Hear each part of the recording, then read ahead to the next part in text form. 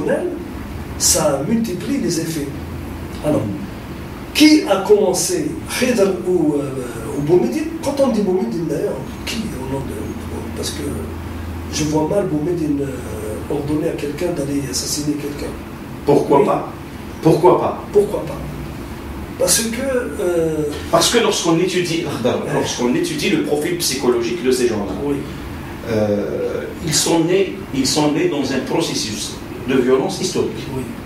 Ils ont évolué dans une violence qui s'expliquait par le fait de la révolution, le fait de la ruse, le fait de la manipulation, du coup d'État et des intérêts aussi. Oui. Que ce soit des intérêts régionalistes, des intérêts de tribu, des intérêts individuels ou familiaux. Oui. Ils ont accédé au pouvoir, quel que soit ce type de pouvoir, par les mêmes moyens, c'est-à-dire par la force et la violence. Et puis, ils ne pouvaient protéger leur pouvoir par aucune légitimité, mais aucune légalité que par la violence. Oui.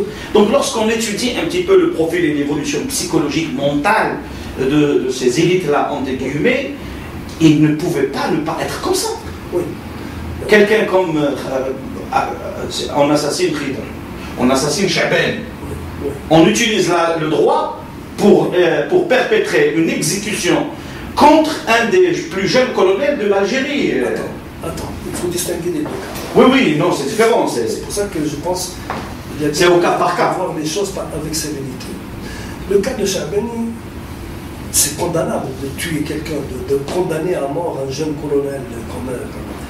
Mais le problème, c'est que Cha'bani a tenté un mouvement de sédition militaire contre l'État. Il apparaît, à tort ou à raison à l'époque, comme quelqu'un qui s'insurge contre un État établi, qui est là. Cet État établi a eu le beau rôle et beau jeu de monter un tribunal qui a jugé Cha'bani et qui l'a exécuté. L'assassinat de Khidr, l'assassinat de Karim, c'est différent. L'assassinat de Khidr, ça s'est passé dans un pays étranger. Oui. Par un homme de main, on ne sait pas exactement qui. Jusqu'à ce jour, l'affaire n'a pas été tirée au clair. Et cet assassinat, est-ce qu'il était lié à l'histoire du trésor de guerre du FLN? Point d'interrogation, qui n'a pas été récupéré. Est-ce qu'il a été lié à des tentatives d'assassinat contre Boumediene ou contre des personnels de l'État à l'époque, et donc ça aurait engagé une sorte de réplique de la part de l'État? C'est possible. Dans le cas de Krim, la chose est claire, puisque nous savons qui a tiré sur Boumediene, c'est le commandant Mellah.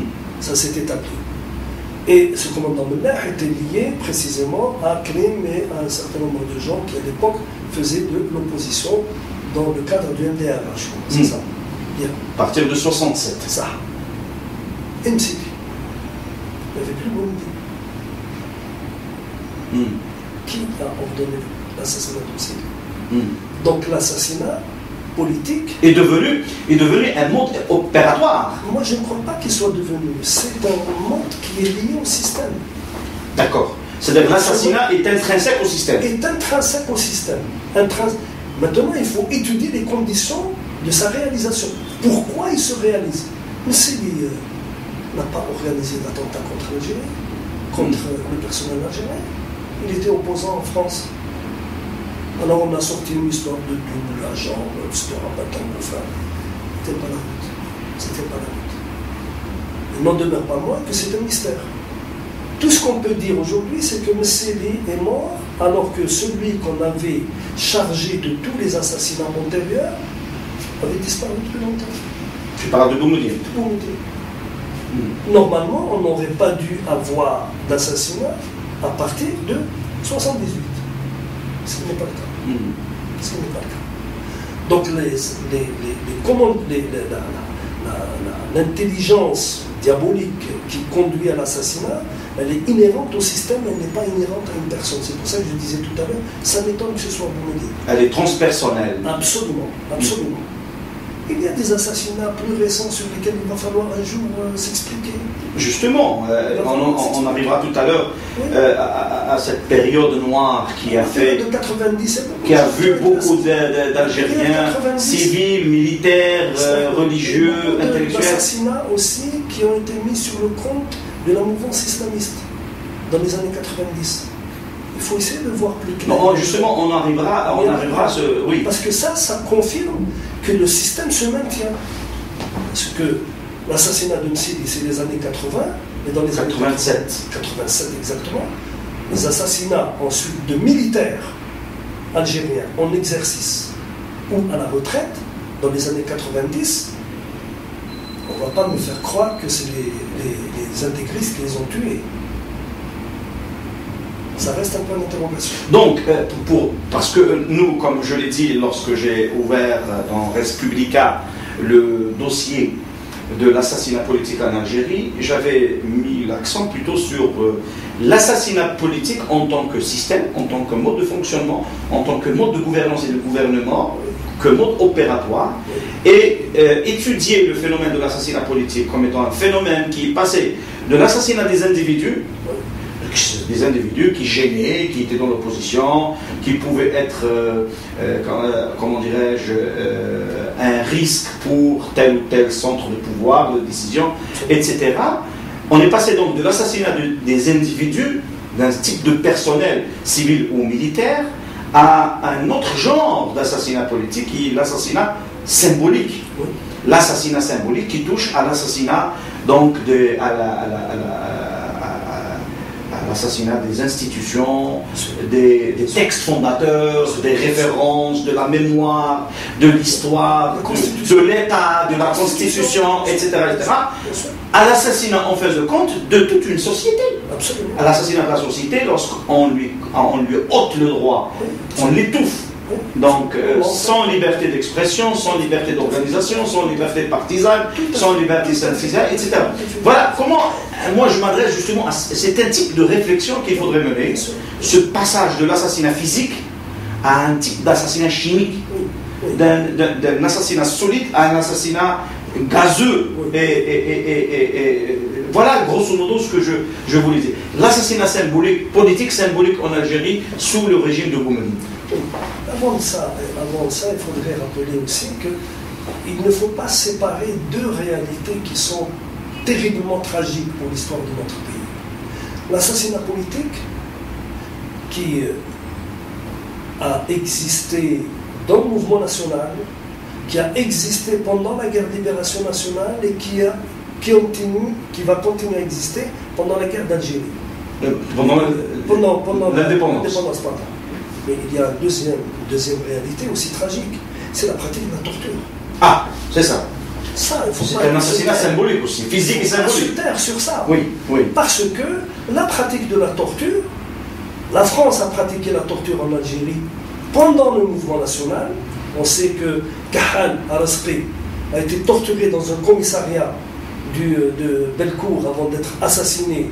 Et il a eu droit à des funérailles, j'allais dire nationales, parce que tous les Algériens d'Alger ont défilé derrière lui. Mais il y a eu aussi les assassinats de Ben Hindi par les parachutistes, etc., etc., etc. Dans le cadre du mouvement pendant la guerre de libération nationale, de l'assassinat de Rabban, il y a l'assassinat d'un certain nombre de gens, comme l'Amouri, etc., qui ont été... Chez Hani Bachir. Chez Hani Bachir, exactement. Quand tu arrives à l'indépendance, la pratique de la torture, sous l'État national. Pour dire, en 62, quand il a été arrêté, dans le texte dit oui. J'ai été torturé par un tel. Il donne le nom. Et ce monsieur qui l'a torturé pendant très longtemps a occupé des hautes fonctions dans la hiérarchie militaire. Très juste. Très juste. On en a dit en partie lorsqu'on a ouvert le dossier sur l'assassinat de Boudiaf. Alors, qu'on torture quelqu'un qui est un nationaliste, ça veut dire quoi? Ça veut dire que le système qui est en train de se mettre en place est un système voyou, qui connaît les lois, mais qui piétine les lois.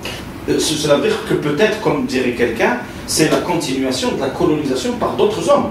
C'est une forme parce que des compatriotes torturent des compatriotes pour des raisons dites politiques, alors que dans le politique, il y a différence, il y a débat, il y a opposition, il y a contradiction, il y a alternance. Bien sûr.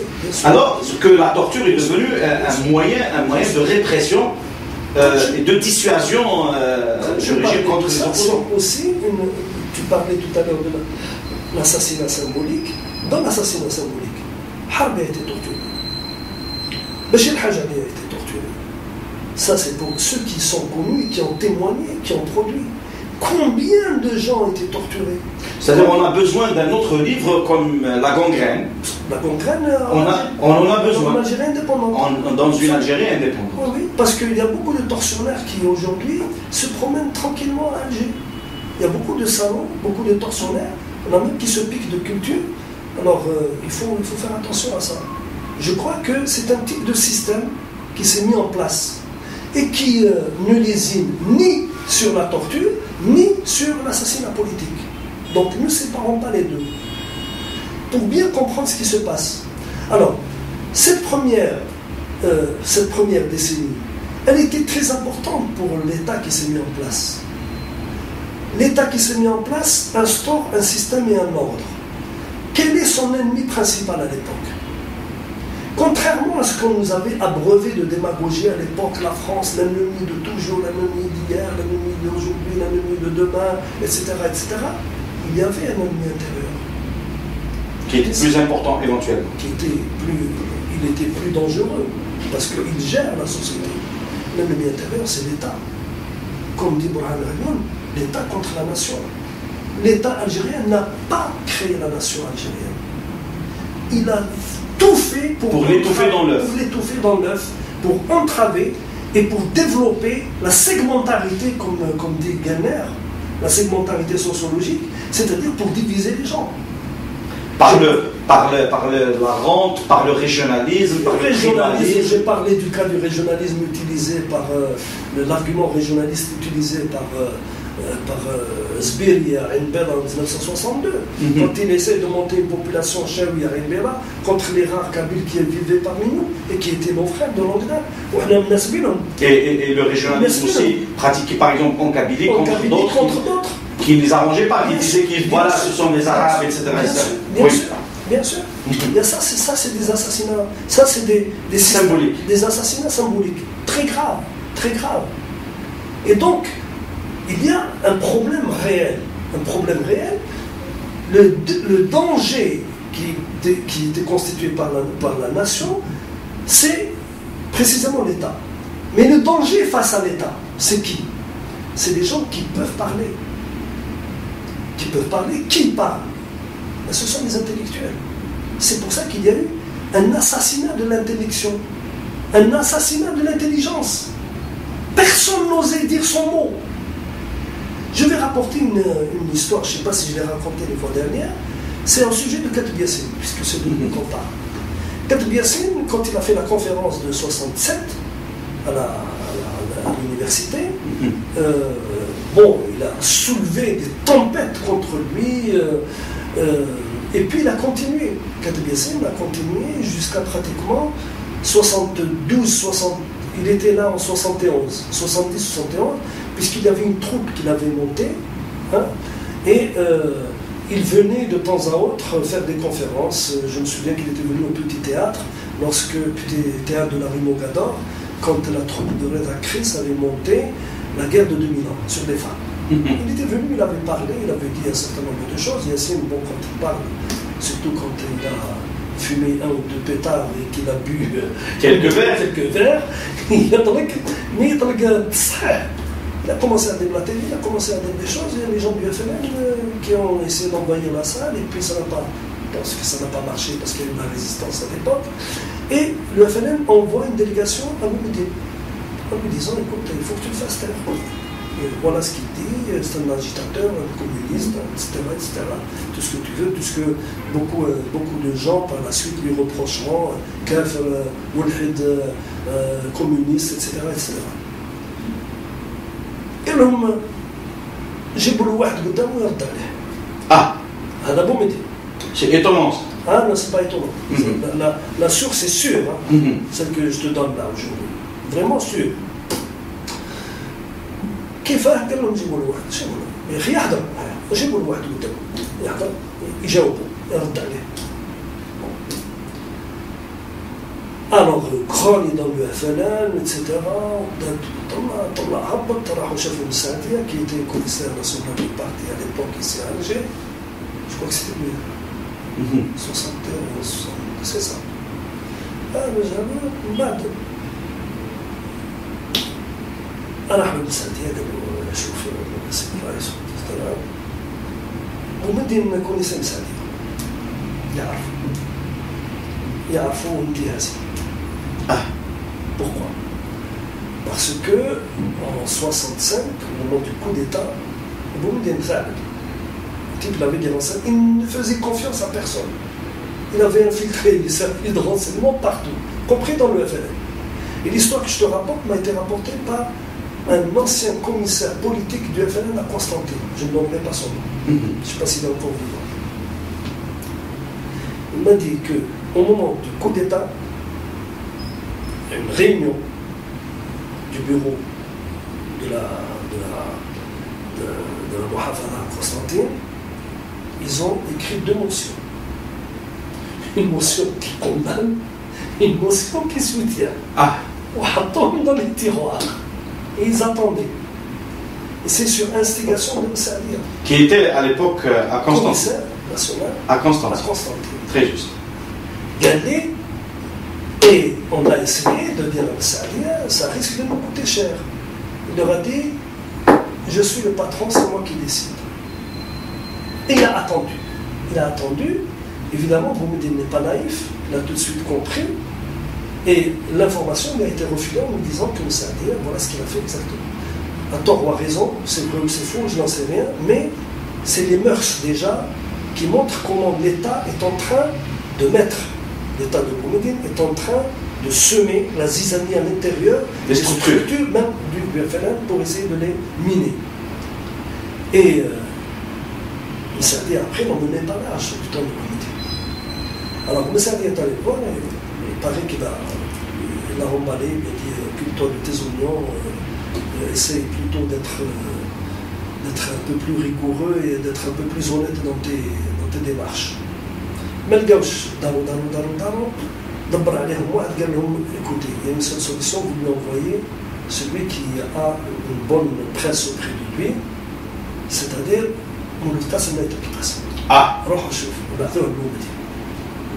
c'est lui qui s'est occupé avec des séminaires de la pensée islamique, etc. Je crois qu'il rédigeait aussi des discours.